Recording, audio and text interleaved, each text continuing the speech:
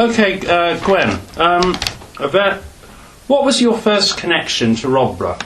How? Well, through my parents. They married in January the 1st, 1914, and I was born the following October, so they didn't waste much time, did they? They came to live first at the top of Rodborough Hill in a house that has now been taken down because of road widening. Oh. And they moved down to the Spillman's Road, number 2, Upper Spillman's Road. And that's where I lived until I was about 14. Then they bought a property in Rodborough Hill. Up to that time they'd rented property. They bought a property in Rodborough Hill known as St Clair. Yeah. And I went to the local school until I was 9. And then for some reason or other they took me away and sent me to the girls' high school. Okay. And I stayed there until I was, I think, 17. I think I left the high school at 17, went in for teaching. Right. Okay, thank you. The road widening, can you remember where that property was that was taken down? The road widening up at the top of Rodborough Hill? Yeah. Yes.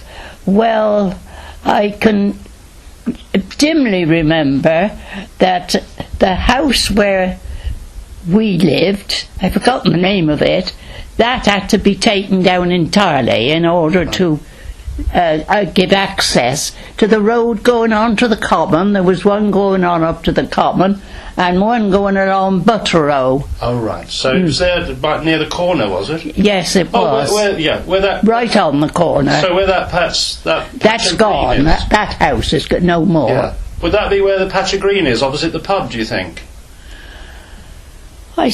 Could be, although it was on the Rodborough Lane side. There was a shop opposite. I ought to remember who ran it. There was a shop opposite on that corner, and one at the top of Rodborough Hill, which was almost opposite, run by a Miss or Mrs. Wyman. Wyman, okay. So was that near the Prince Albert, or...? Yes, Miss Wyman's house shop was next door to the Prince Albert, because that was at the top, very top, and hers was the next one down. And I think there were some people called Bollinger up there at the time. Okay, thank you. Do you think the road widening was because of motor cars coming along? Oh yes, undoubtedly, yes, because I do remember a horse failing. It was too heavily laden, and it died on the way up. I remember the dead horse in the road. Oh, crikey. So that would be in the 1920s, do you think? Or well, perhaps I was born in 1914. It would have been about 1921, 22, something like that. Okay.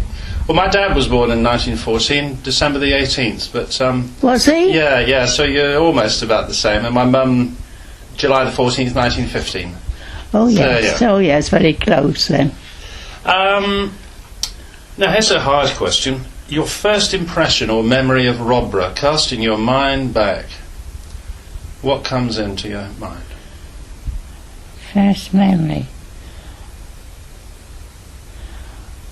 Well, I suppose that shop at the top, that was not the one, but one run by Mrs. Thursfield, because Mrs. Thursfield and my grandfather, my mother's father, would have got married. I don't know why, because they were both old people, but something happened. She died, and my grandfather took to his bed, never got up again, died a year later. Oh, well, right. So, well, I'm blessed. So, but did you used to live up there for sweets and that sort of thing? Is that your memory of that shop as well as a sweet shop, or? I think they. You see, one of them sold stamps. That was the one at the end of Rodborough Lane. That was a kind of post office in a way, Right. although the proper post office was a bit further up the common road. I call the common road the one that went straight onto the common. Right. So you used to have to do the errands, did you, when you were small and nip up Oh to the yes, shops? Yeah. I did, because I was the eldest of 5. Oh, right. Okay. Yeah. Thank you. Now, a very hard question.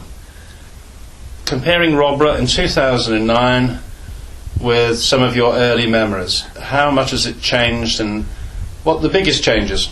Well, the biggest change, of course, those were fields over there. That old estate was fields where we used to play and hide in the mowing grass and do all the things that young children do. Right. And with my brothers, because I remember I had 3 of them, used to climb the trees. There was a lot of trees on this side of the fields, and they all had a range of difficulty. Oh, okay. So everybody could climb the first tree. It was easy, and then they got more and more difficult.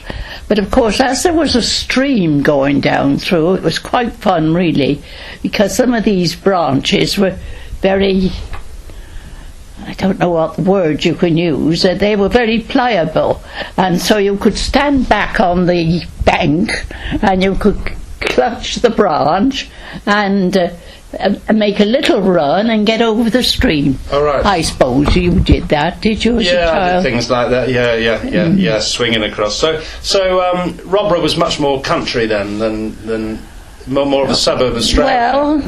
Well, you see, what are we? A mile from the centre of town? Yeah.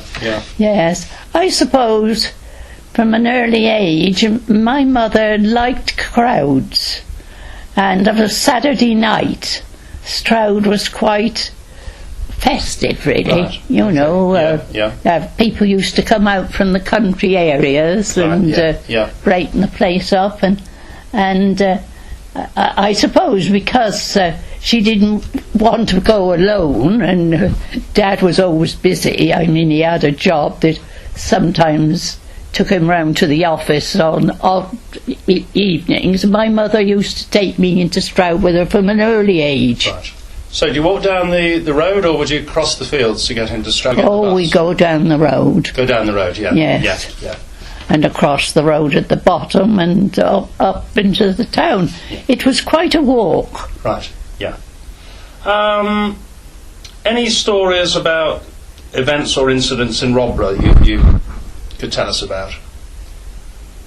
Because you've had such a busy life as a school teacher there. Strangely enough, I don't recall much of